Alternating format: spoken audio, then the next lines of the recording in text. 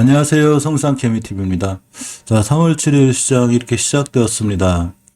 안 그래도 금요일 날 미증시도 안 좋고 유럽 시장도 많이 떨어졌고 또 이 선물 지수들이 많이 밀리면서 안 그래도 월요일 날 우리나라 시장이 좀 불안불안했는데 역시 우리나라 시장이 오늘 심하게 좀 밀리고 있습니다.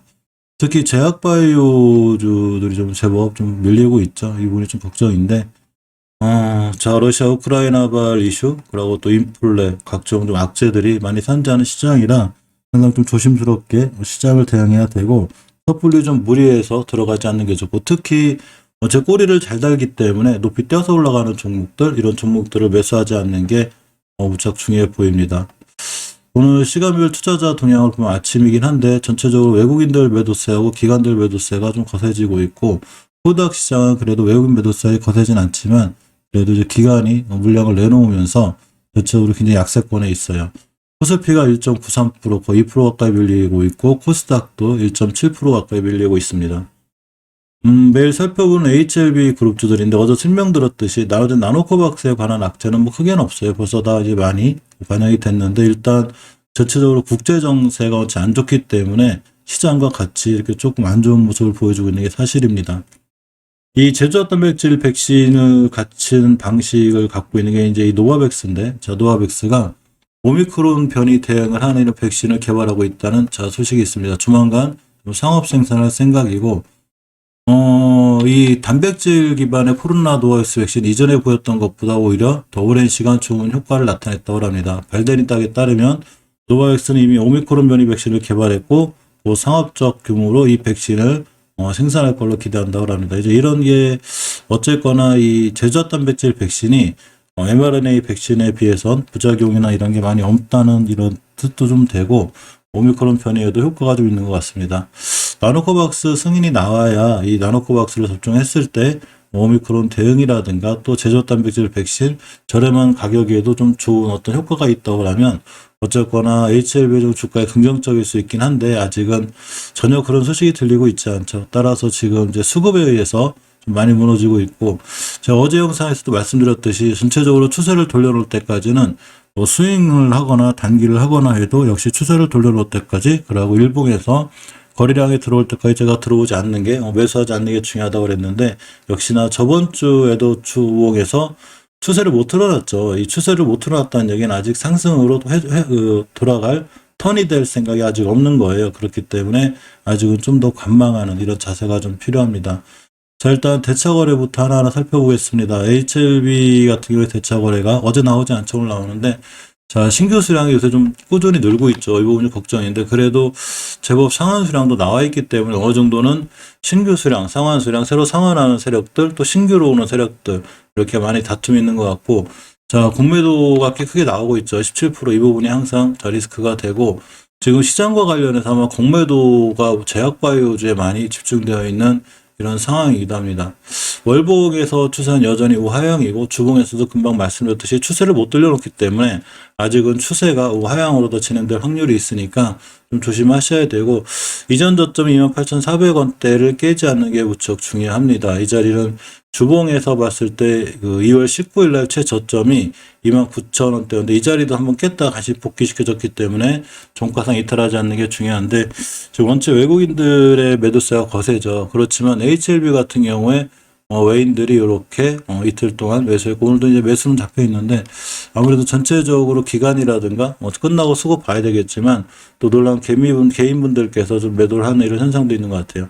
저쪽 끝나봐야 알아요. 장 끝나봐야 정확히 수급이 나오는 거고 HLB 생명과학을 좀 보게 되면 대차거래가 역시 이렇게 보면 크게 늘어나지 않죠. HLB는 대차거래는 크게 늘어나지 않아요. 오히려 상한 수량이 꽤 많은 편인데 많이 저점에 있을 때마다 아무래도 갚아나가는 이런 상황인데 공매도가 또 나오고 있다는 게 참 대단한 거죠.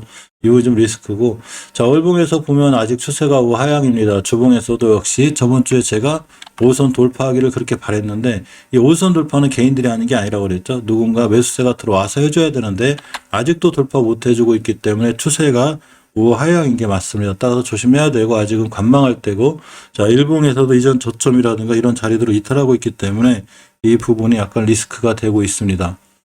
넥스사이언스도 역시 마찬가지로 이 나노전 3대 주주임에도 불구하고 뭐 나노코박스에 대한 호재가 나오지 않다 보니까 계속 밀리고 있는데 저번에 설명 들었듯이 20개월선이 좀 올라갔어요. 가격이 14,400원대 이탈했을 때는 굉장히 크게 위험할 수 있으니까 반드시 명심해서 대응하셔야 되고, 자, 주봉에서도 보게 되면 저번 주에 옷을 이탈한 게 제가 좀 아프다고 그랬죠. 옷을 이탈한다는 얘기는 추세가 하향으로 꺾인다는 얘기예요. 그래서 오늘도 꺾여 있고, 자, 일봉에서 보게 되면 일단 21선도 이탈해 놓은 상태니까 약간 리스크가 있을 수 있습니다.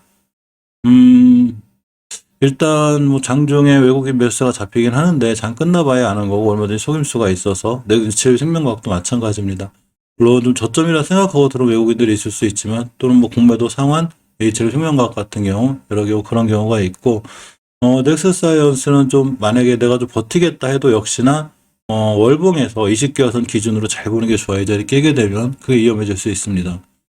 HLB 제약도 좀 밀리고 있죠. 전월의 저점이 9,800원대인데 이 자리가 좀 의미가 있어요. 이렇게 18년도 3월 달에 형성된 고점, 요 근처기 때문에 여기가 최저점. 그러니까 여기를 뚫고 나가서 2단 이렇게 슈팅이 나온 거라 깨면 안 되는데 아직은 안 깨고 있긴 하지만 역시나 주봉에서 중기적으로 추세가 계속 깨져 있죠.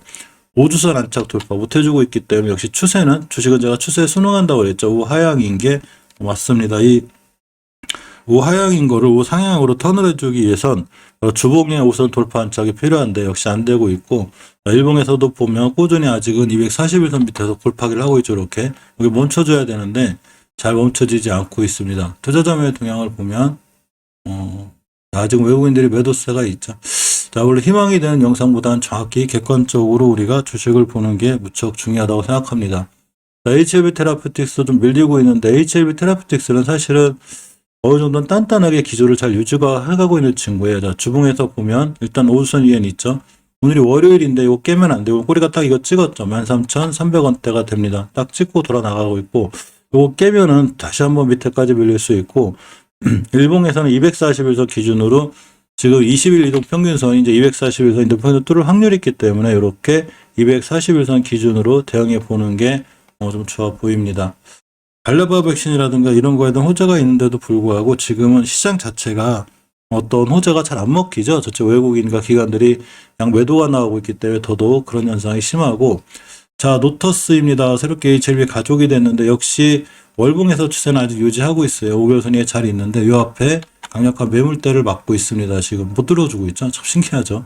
자, 주봉에서 보면 5주선의 변곡점, 즉 33,300원대 이 자리 가게 뚫고 나가야 돼요. 그렇지만 아직은 5주선 위에 지켜주고 있기 때문에 오늘의 저점을 훼손하지 않는 게 무척 중요한데, 자, 일봉에서 보게 되면 이렇게 11선, 이 이동평균선 자체가 지금은 궤도 정배열 초기로 들어서고 있습니다.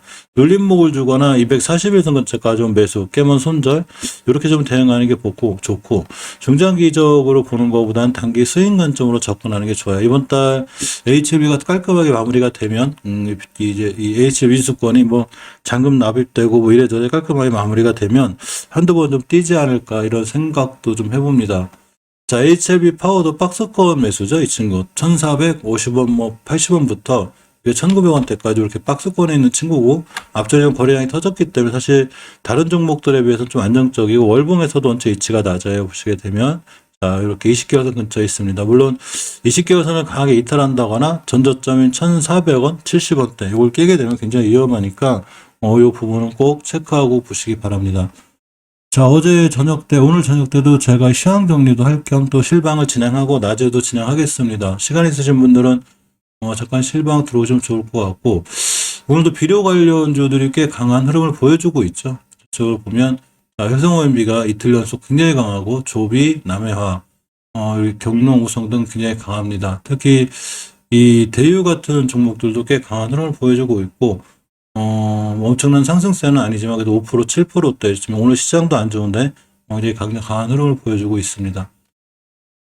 원전 관련주들은 이제 선별적으로 좋은 모습을 보여주고 있는데 이렇게 보시면 이렇게 선별적으로 좋은 모습 보여주고 있고 오늘 시장이 굉장히 안 좋은 거에 비해서 의외로 좀 강한 종목들을 보는 게 좋아요. 그래서 이런 시장보다 강했던 종목들이 음봉으로 떨어졌을 때 이렇게 보는 게 좋은데, 자, 이 영상 끝나고 제가 실방 진행을 해서 여러 가지 시장 상황을 점검해 보도록 할 테니까 다시 한번 시간 되시는 분은 들어와서 실방 보고 또 못 보셔도 저녁 때 9시에 전체적으로 실방을 진행해 볼까 합니다. 시황 정리는 꽤 중요해서 제가 저녁 때마다 하고 있으니까 개인적으로 혼자 못 하시는 분들은 저랑 같이 하시는 것도 투자에 큰 도움이 되지 않을까 싶습니다. 자, 오늘도 성공 투자, 좋은 투자 하시기 바랍니다. 고맙습니다.